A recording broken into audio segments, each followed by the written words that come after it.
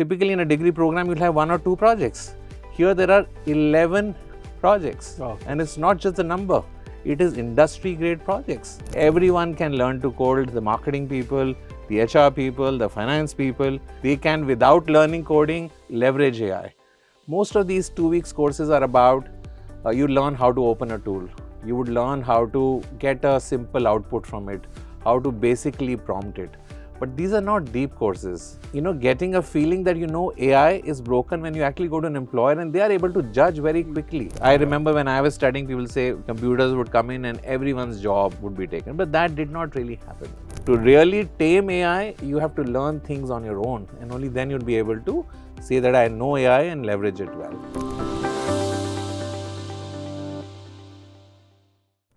Everyone's talking about AI jobs. Headlines say there's a huge demand. But beneath that buzz is a deeper, quieter fear. The fear of being replaced while you're still trying to figure out where to even begin. Millions are watching AI transform the industries, feeling completely unaware of how to pivot or what being skilled in AI actually looks like for their specific role. Welcome to HC Smartcast. I'm your host Ramesh Menon, and in this exclusive episode with BITS Pilani Digital, we are performing a reality check on the AI talent gap. It gives me great pleasure to sit down with Mr. Rajiv Tandon, CEO of BITS Pilani Digital, to unpack what it truly means to be AI talent in 2026. We'll explore why passive learning is failing and how a bridge is finally being built between academic rigor and real-world industry demand. Let's begin. Mr. Tandon, we keep hearing about the AI talent gap.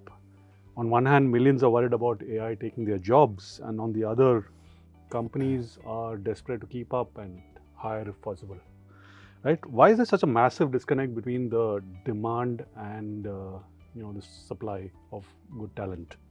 And what can we do about it? So Ramesh, I think it's actually a fascinating situation. People are anxious about not having jobs. There is a lot of projection about millions of jobs, and many millions in India itself, in the AI space coming up, and still the employers are saying they don't have it. I think in my view, it's largely because we see supply of talent only from one lens. India is a place with a lot of graduates, and after all the data science and AI, being talked about so much, there are also a lot of people having degrees in data science, degrees in AI, certificates in AI, certificates in data science and associated fields. But the reality is that having degrees and being ready for AI are two very different things. And what the employers are trying to say is not knowing something as a subject, which is what I think higher ed institutions, they taught AI like any other subject that they have taught in the past. Yeah, absolutely. Just knowing AI is not what is really meaning being ready. It's how do you really solve problems using AI is what matters. In fact, I meet even tech people from the workforce, and several times people will come and tell me, I know machine learning algorithms, okay, and that's why I should be getting a job. But the fact is, the company would say, you might be knowing machine learning algorithms, but can you really, for a financial corporation, detect frauds? Can you create a workflow responsibly using AI? Can you detect if an AI output actually has an error? So the employers are thinking very differently when those capabilities are coming in. I just take 1 minute more, Ramesh. BITS Pilani Digital has recognized this as a problem, and we deliberately changed completely our methodology to problem-based learning. So what we do is we actually take in our entire program, even if it's let's say a UG program, an undergrad program, BS in data science and AI, it typically would have about 12 trimesters. In 12 trimesters, Ramesh, you would have gone to college and would have remember, typically in a degree program, you'll have 1 or 2 projects. Here there are 11 projects, and it's not just the number, it is industry grade projects. So long, colleges have only given simplified academic problems to solve. But what we have done is we have drawn problems from the industry, giving that exposure to the student while he or she is studying in the undergrad degree itself. So when they graduate, they just don't know AI and machine learning. They know how to solve these real life problems. So this is the little disconnect is, and we are trying to connect it by offering that exposure. That's great. So it actually comes back to what is an AI job? right? A lot of people think that you need to be a coding genius or some IT tech kind of a person in order to be an AI professional, right? Could you clarify the difference between using somebody who just uses AI tools and what the industry actually defines as AI talent? I mean, how do I become an AI talent, and what's the difference? I think I'm happy you're asking this question because young people are confused. Remember, good old times, people are coming from different streams. Not everyone is thinking of doing computer science or data science at a great depth by doing, let's say, engineering or a sciences program. I think it's important to know that while the AI opportunities are coming big time, right, but it's also good to know that all the opportunities are not in spaces where deep coding requirement is there. If I have to very quickly explain you the categories, these are not job titles or fancy names, but you have to literally visualize how the AI opportunities will pan out. I can put them in some 4 categories. First is AI builders. These are typically the people who are the tech people, okay, who will build those AI solutions. Then there is this whole opportunity of which is coming in the AI training field. AI does not know everything on its own. That means people with deep domain knowledge would be training the AI so that it works in that particular domain. There is also a very interesting category, we call them explainers. So there are builders, there are trainers, there are explainers. Of course, the job titles would be different, but to understand what explainers do is the output of AI, okay, how to really use it in a business problem or a life problem. Somebody has to really interpret that. So these are the people who explain to the people who are taking those big investment decisions that this output has to be used in this manner, and this is the explainability of it. It's not that you went to Chat GPT and a recommendation came in. So the whole reasoning behind it. So explainers is a big piece, and last but not the least, everyone is reading about AI also going astray. So there is this category coming up of sustainers. That means we will see that there are guardrails, and AI does not really do anything which would really harm, or something which is even illegal, not even legal to do. So many opportunities are coming, Ramesh, in this space. I can give you my personal example. I'm not a coder, okay. I'm a person, running a, BITS Pilani Digital. I think last time I coded was 1991 in a language called COBOL. After that, I have not really done any coding. But off recently, when I go to my tech teams, I don't go with just feebly given requirements. I vibe code myself. So in fact, many of the systems that we created for learning, because they were envisioned by people who wanted to create alternative, great experiences for the learners.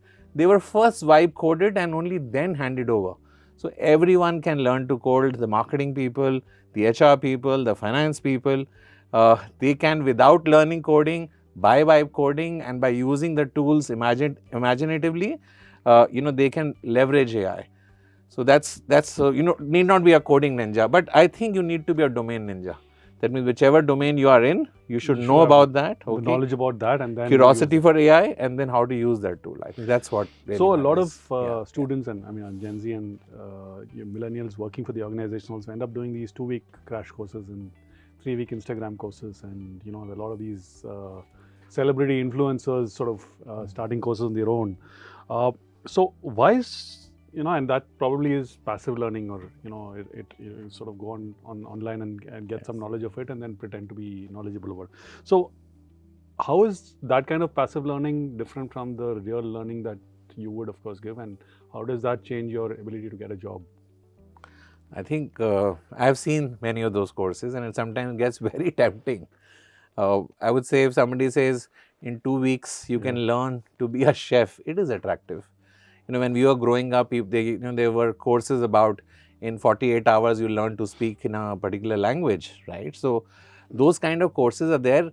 In many ways, I don't find anything wrong with these courses. I think what is wrong, Ramesh, is that what people should expect out of it. Most of these 2 weeks courses are about you learn how to open a tool. You would learn how to get a simple output from it, how to basically prompt it. But these are not deep courses. And getting a feeling that AI is broken when you actually go to an employer and they are able to judge very quickly whether that it's a very surface level knowledge. And you have to go deep, to really understand how to really put that AI into use in a manner that it is responsible, effective, and impactful. And that means learning deep. It can't be learnt at a surface level. And as I said, we've invested so much in creating learning environments which are all about rigorously learning AI. AI, sometimes I feel is also come at a time when people are perceiving that learning is becoming easy because there is AI. But the reality is that's a myth, because you don't want your mental atrophy, okay, because every answer is coming out of AI. To really tame AI, you have to learn things on your own, and only then you'll be able to say that I know AI and leverage it well. So AI is not a subject you can learn, memorize, and then sort of pass an exam. It's a skill to build over a period of time, right? And you mentioned how BITS Digital is really looking at making sure there are projects in each course and so on. So what is the difference between that theory of AI and the hands-on experience of AI? And how are your virtual labs? You mentioned your virtual labs and your real-world data sets. How is that being incorporated in your learning and pedagogy? Okay. So one thing is very clear. Okay, it is not a body of knowledge that you have to memorize. That means teaching it has to be far more experiential in nature. And at BITS Pilani Digital, when we saw this wave coming in, we have literally changed our pedagogy completely towards experiential learning. I don't want to give philosophy to you, but there is this very famous model which we call as the Dr. Kolb's model for experiential learning, where teaching is done completely different from the way it has happened in regular colleges. For example, you never start with a lecture. Remember lectures in your own college time? Yeah. Information scarce world. Professors are figuring out, curating content for you. Here, things start with a problem.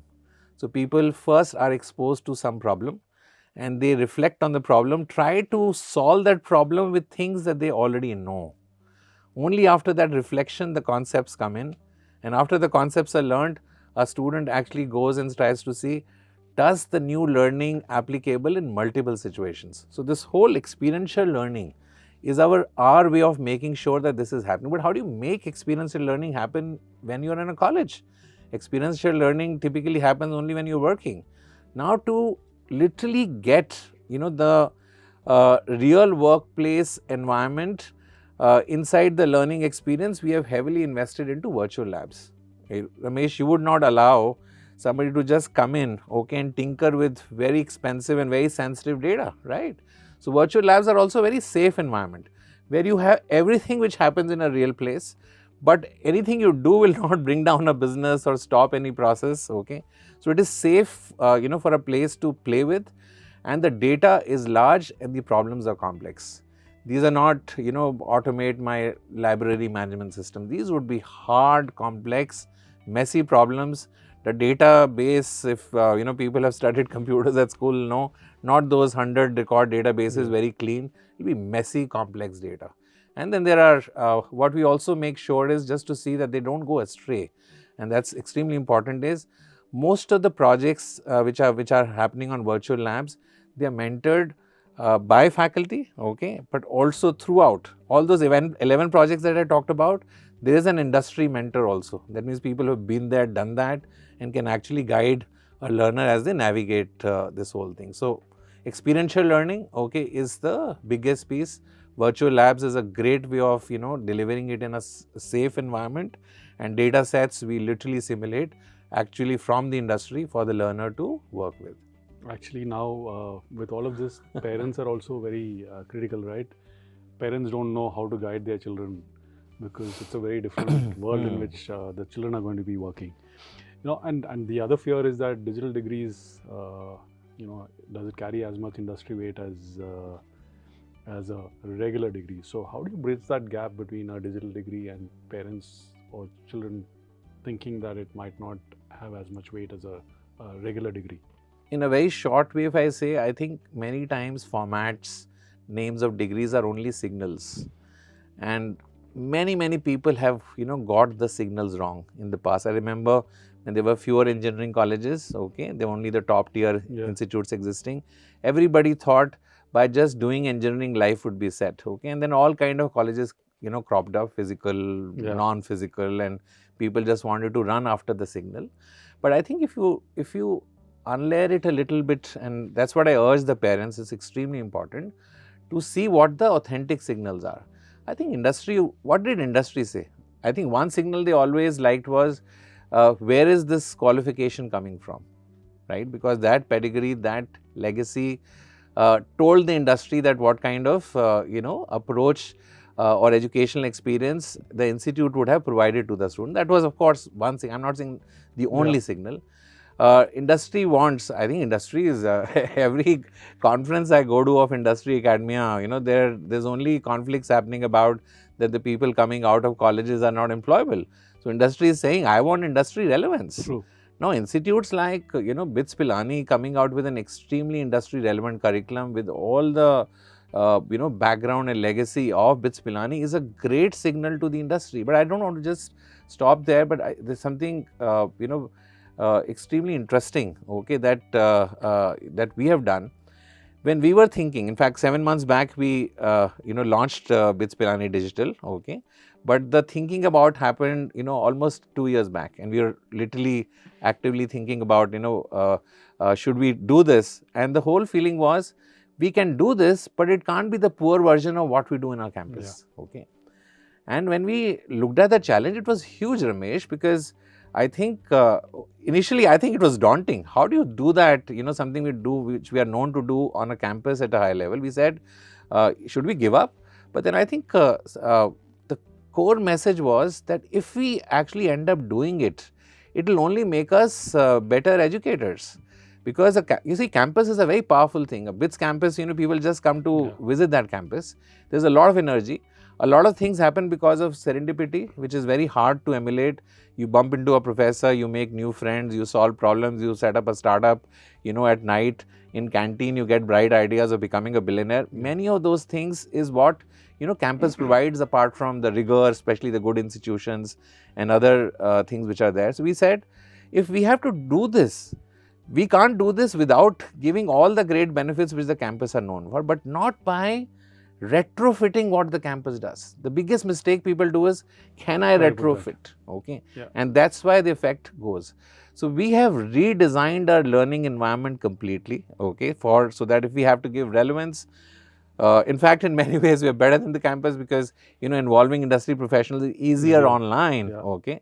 And technology now allows to do so much because BITS, I'm not sure if you've heard of, even before this wave, okay, almost for 10 to 12 years has been known for using technology in a different context, in education, where we invested in remote labs, not just for IT, but even for core engineering. When the pandemic happened, institutes just shut down their labs, but a lot of continuity was possible in BITS Pilani because we had invested in the technology. So we brought that, even the serendipity, okay. In fact, I vibe coded a serendipity layer for our system. Oh, that's interesting. And it has, many elements being drawn in where people bump into each other online. You could be in you could be in Delhi and you go to a cafe. There is a way to even find out, that's frankly under production right now. Okay, some features we are just kind of working. You can even find out there, people close by. And so we are attempting to literally do everything, but not by copying the way it happens. I think that's the mistake. Copying is a mistake, and that's not what we do.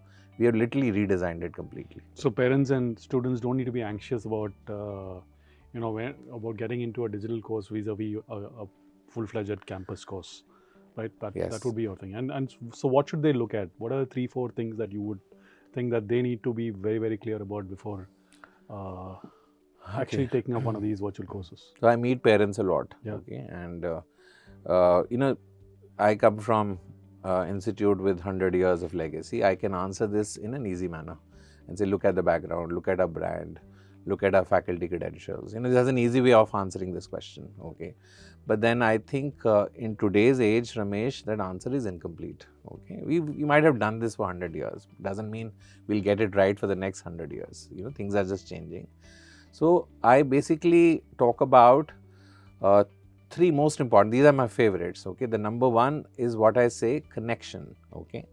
Look at the experience. Don't look at just the photograph of models on a brochure, okay, or just beautiful campuses or hostel rooms which are air conditioned. I think just find signs of, okay, in the curriculum of connection. What is connection?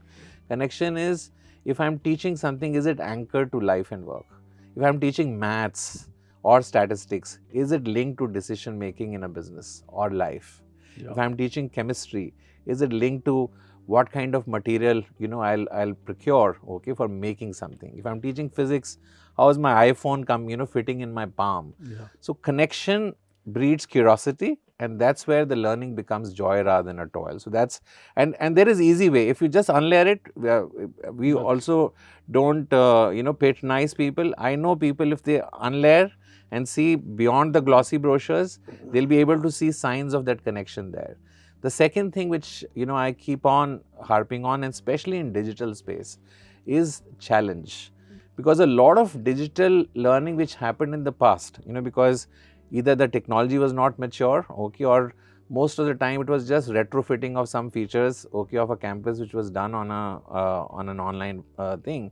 Things were just made convenient, and everybody said access, democratize education. Anyone can just come in and learn, right? I think they miss that. Okay, this is because this whole challenge piece to do rigorous education is something that they should be able to see. I sometimes, my heart cries. Look at advertisements. They're saying, it is easy to do, very quickly join, and then you'll get a degree, and exams, and the assessments are not rigorous.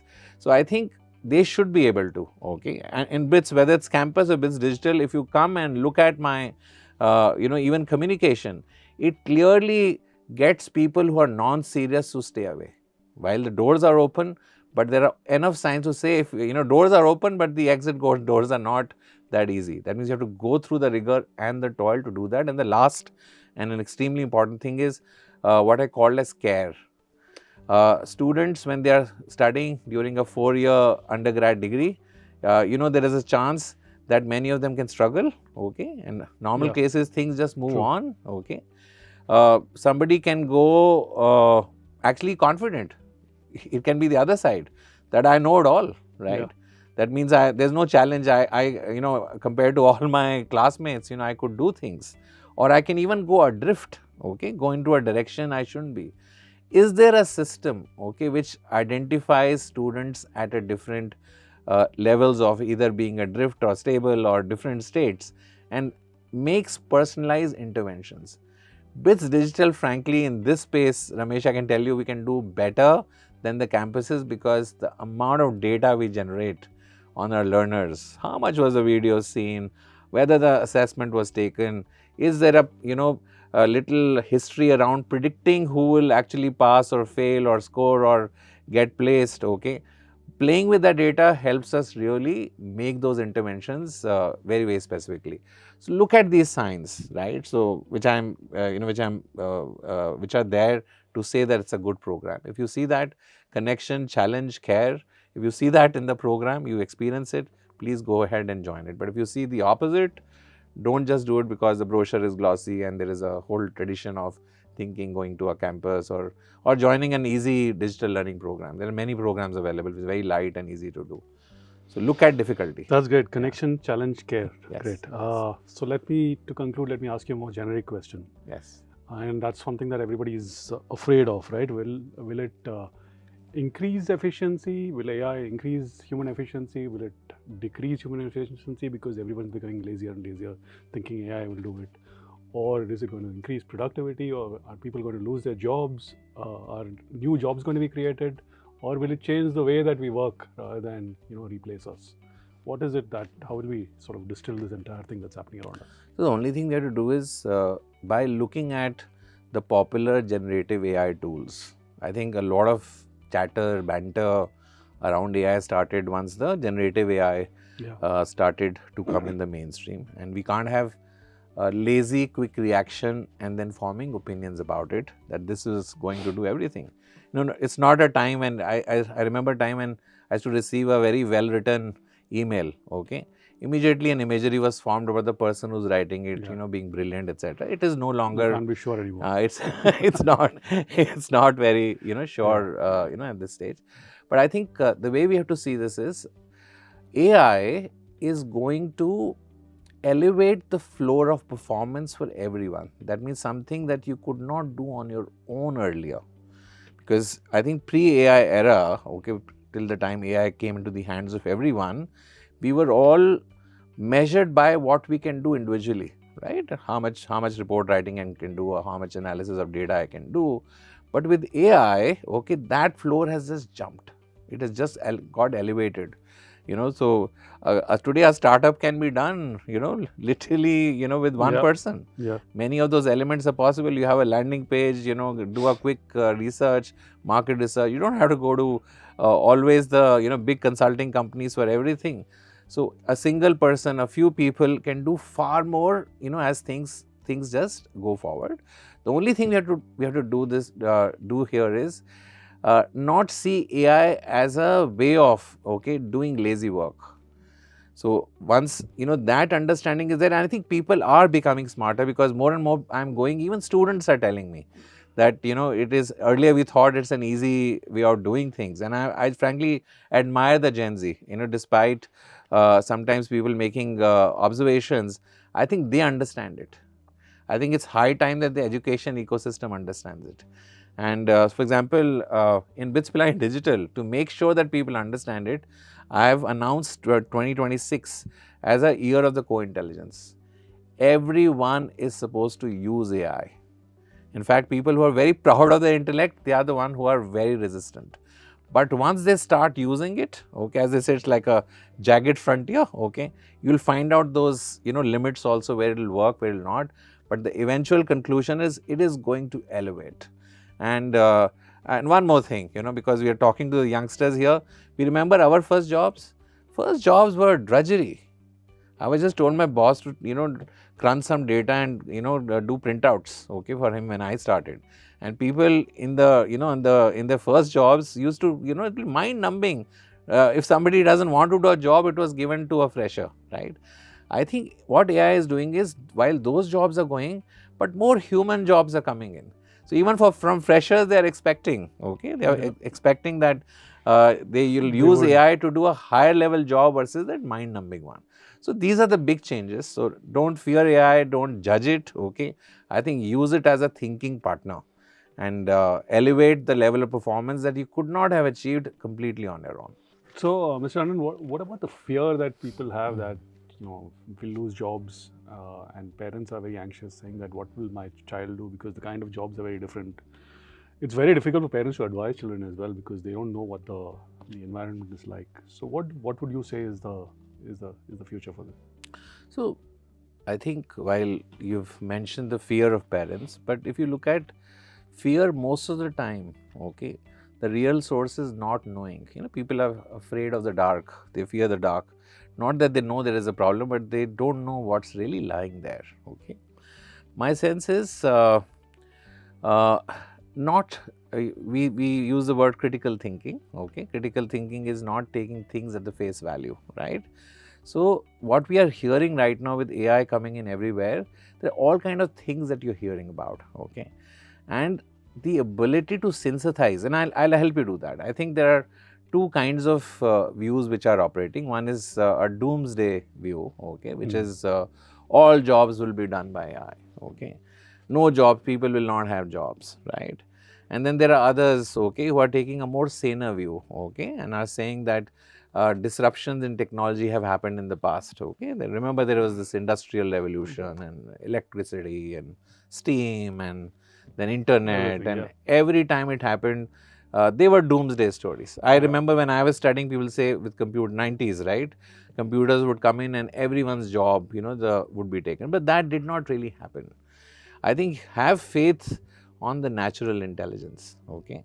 Because extreme views which float, okay, typically, because I think we hear them on the social media, and social media runs on engagement, and unless extreme views are stated, you don't get engagement. Yeah. But BITS Pilani Digital, we don't want engagement. We only want to spread the right, wisdom and right insight to people.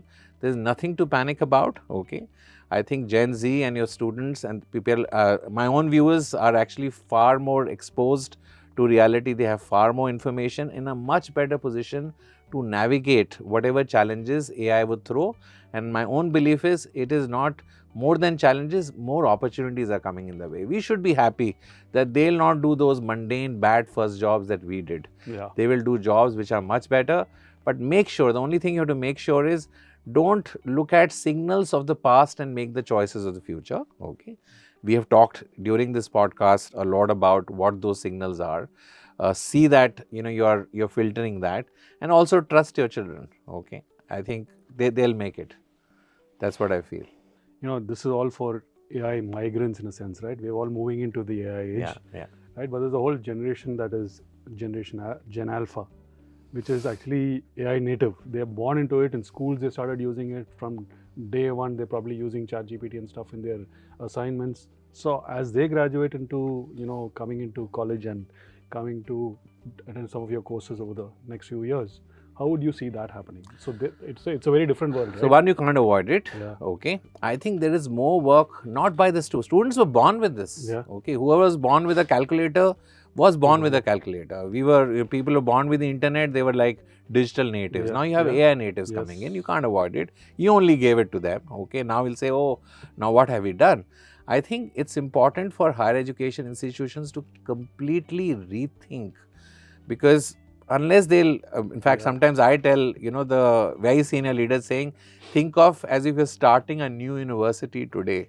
Absolutely. Because if you'll just go by the legacy methods, you would not be able to create that environment. And please use it yourself. You can't be passing judgments and not because Gen Z would respect. I've seen, a lot of times people say, he says he or she knows everything, okay, but I have wisdom. I said, you say you have wisdom. He says he or she has the information, okay.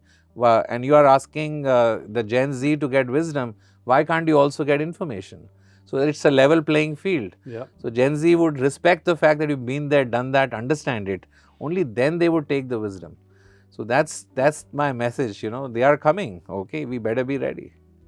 So interesting times. I think the only thing that matters is learning agility and your ability to keep up or adapt to whatever changes happen. Absolutely. Thank you very much, Mr. Tandon, for your insightful conversation. Thank you so much. I really enjoyed it. As we wrap up this conversation, we've understood that the gap between demand and supply isn't about lack of information. It's about a lack of application. BITS Pilani Digital's approach shows that when we move away from passive consumption and towards structured project-led learning, the anxiety of the future turns into an opportunity for growth. If you found value in this conversation, hit the like and subscribe button.